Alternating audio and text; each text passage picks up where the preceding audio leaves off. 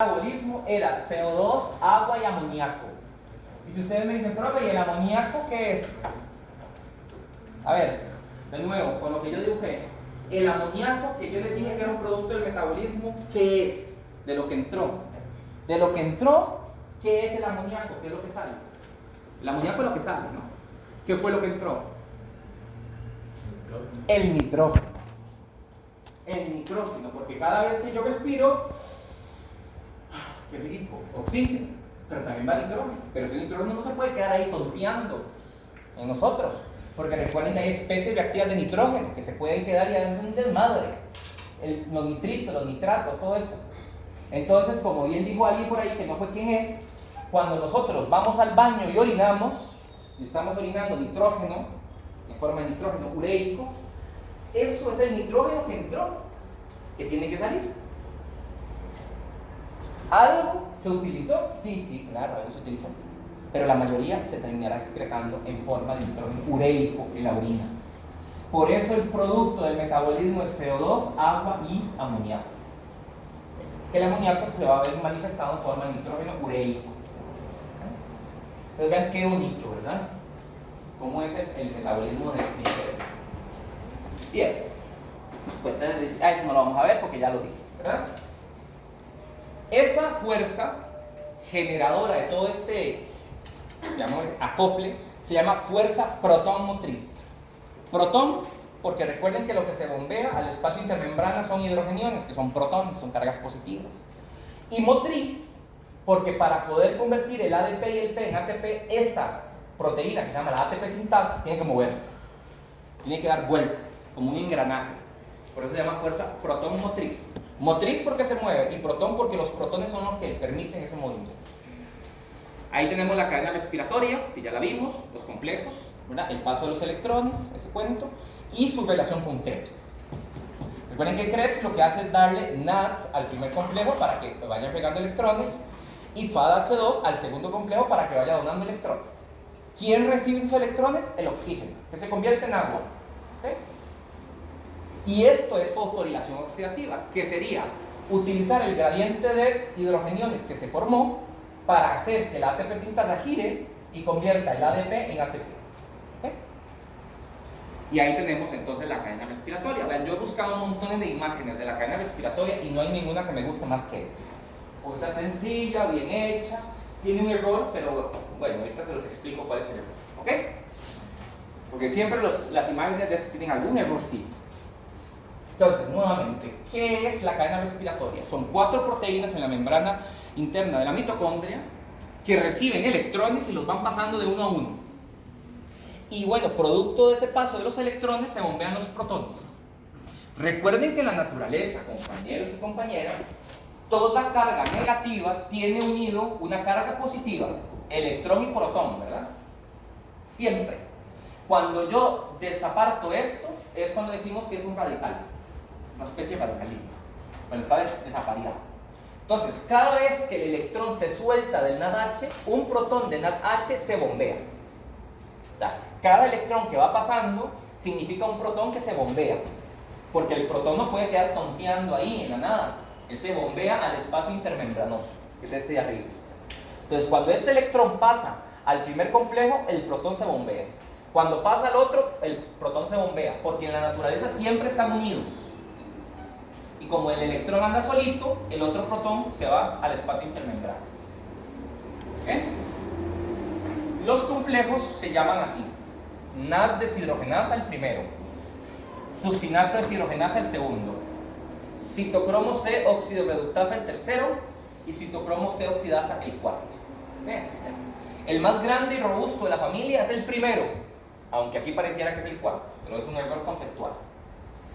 Y todos bombean protones excepto el 2, porque el 2 no es una proteína transmembrana. Y hay un error también aquí, ¿verdad? Porque parece que atraviesa de lado a lado. No, ella se quedaría como ahí, ¿verdad? Yo voy a ver cómo hago para reparar ese, tal vez como que corte un pedacito aquí y lo pegue aquí, ¿verdad? Voy a ver si lo hago un día, para que tratar de corregir esa imagen. ¿Ok? Estamos, entonces los electrones van a ir pasando de complejo en complejo, y ese paso de complejo en complejo va a permitir que se forme el gradiente. Ya lo que sigue es bien rápido. Porque ya veo caritas de me quiero morir, ¿verdad? Ya veo caritas de que no quiero saber más del nada, ¿verdad? Quiero ir a generar nada, dicen ahí, ¿verdad? Bien, entonces ahí tenemos los complejos. Complejo 1, complejo 2, complejo 3, 4. Les digo esto y ya los dejo ir para que vayan. Entonces, recuerden, el NAD que viene de Krebs y que viene de la DOP, recuerden que la DOP es la descarboxilación certial piruvato. El NAD que viene de Krebs y que viene de DOP entrega electrones al primer complejo, mientras que el FADH2 que viene de Krebs entrega electrones en el segundo complejo. Eso siempre pasa. Ahora, los electrones del primer complejo pasan al tercero y del segundo complejo pasan al tercero. Es decir, no es como primero, segundo, tercero, sino que es primero, tercero, segundo, tercero. Bien. La molécula que transporta los electrones entre el primer complejo y el segundo y el tercero se llama la coenzima Q. Q, que ustedes la han escuchado en los champús, que dicen champú con coenzima Q, Q10, tío, Nacho, Q, no sé qué. Esa es la ubiquinona. ¿Verdad? Se llama ubiquinona, es el nombre que se le da ubiquinona, es un lípido, ¿verdad? Es una molécula de naturaleza lipídica. Y cuando se reduce, es decir, cuando recibe los electrones, ya sea del primer complejo o del segundo, pasa a ubiquinol. ¿Ok? Bien. Una vez que los electrones llegan al tercer complejo, gracias a la ubiquinona, que ya no es ubiquinona, sino que es ubiquinol, porque se redujo, porque recibió electrones, ahora del tercer complejo pasa al cuarto complejo mediante una enzima que se llama el citocromo C. El citocromo C. ¿Ok? Bien, esos electrones ahora los tenemos en el complejo 3, pero van por el citocromo C al cuarto complejo. Y el cuarto complejo, que se llama citocromo C oxidasa, lo que hace es tomarlos y transferírselos al oxígeno, que finalmente era el aceptor final de los electrones para que el oxígeno se convierta en agua. Les repito, producto de este paso de electrones que estamos estudiando, se genera un bombeo de protones al espacio intermembranoso. El primer complejo bombea 4, ya lo había dicho. El segundo complejo, como no atraviesa la bicapa, aunque aquí parezca que sí, pero que no, 0 protones. El tercer complejo, 4 protones. Y el cuarto, 2. Entonces, piénselo. Si comenzamos desde el NAD, tenemos 4 del 1, 4 del 2 y 2 del 4. Esos son 10. Si comienzo del FAD, serían 0 del 2, 4 del 3 y 2 del 4. Eso suman 6. Entonces, si nosotros iniciamos la cadena respiratoria por NAD, esto genera un total de 10 protones bombeados. Si nosotros iniciamos del FADH2, a partir del segundo complejo, esos serían 6 protones bombeados. Y si recuerdan lo que yo dibujé, yo les dije a ustedes que para que la ATP sintasa convierta el ADP y el P en ATP se ocupaban 4 protones. Entonces, por eso es que nosotros decimos 10 entre 4, 2,5 del NADH. Y 6 entre 4 son 1,6 del FADH2. ¿Estamos? Y por eso es que la molécula de NADH y la molécula de FADH2 generan una cantidad de ATP diferente, porque el bombeo que ellas generan es diferente y porque este bombeo es el que permite mover a la ATP sintasa. En otras palabras, el NAD mueve más a la ATP sintasa que el FADH2. ¿Okay? Por cada NAD se generan 2,5 ATPs, por cada FADH2 1,5 ATPs. ¿Estamos? ¿Todos claros? ¿Claros? ¿Sí? ¿Les queda claro lo del...? ¿Sí?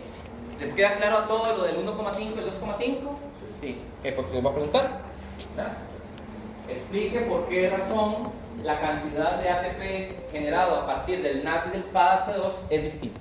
Pues ya sabemos. Ahora, ¿qué es lo que vamos a ver el sábado? Bueno, ya terminamos la clase. Es decir, ya con lo que acabo de decir, ya la clase se termina.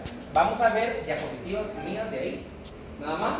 Y vamos a ver, quiero se lo digo de una vez, para de una vez terminar con eso, cómo es que esto se puede inhibir Porque resulta ser que hay ciertas moléculas capaces de bloquear esos complejos proteicos.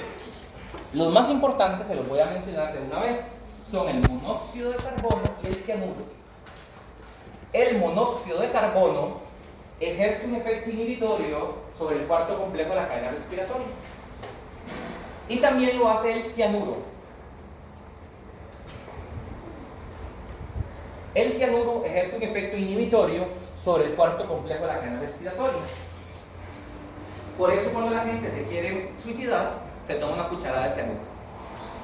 ¿Por qué? Porque la dosis letal es bajísima, porque su mecanismo de acción es gravísimo. Bloquea el cuarto complejo. Y si el cuarto complejo de la cadena respiratoria no actúa, pues entonces los electrones nunca llegan al oxígeno. Si los electrones nunca llegan al oxígeno, nunca se forma agua. Y además, la cantidad del gradiente es menor, porque solamente tendríamos estos protones y estos protones sin los del cuarto. Pero más que la cantidad de protones, el problema está en que los electrones nunca llegan a su final. Entonces se quedan produciendo radicales libres. Cuando los electrones pasan al oxígeno, pero no lo convierten en agua, lo que se forma antes son radicales. Primero el anión superóxido, segundo el peróxido de hidrógeno y el tercero el radical hidroxilo. Entonces, cuando una persona ingiere cianuro, ocurren dos cosas. Primero, bloquea el cuarto complejo, es decir, nunca hay formación de agua. Y segundo, que el gradiente es menor y eso lleva a la muerte prácticamente de forma inmediata. Lo mismo pasa con el monóxido de carbono, solo que la dosis letal de monóxido de carbono en aire inspirado es mucho mayor que la dosis ingerida por cianuro. ¿Okay? ¿Estamos? Bueno, y lo que les voy a evaluar el sábado es la lectura respecto a las enfermedades mitocondriales. Pensemos, ¿qué pasa si alguien tiene un defecto de estos complejos? Posiblemente viva, pero viva con afectación de todos los tejidos. Problemas visuales, problemas neurológicos,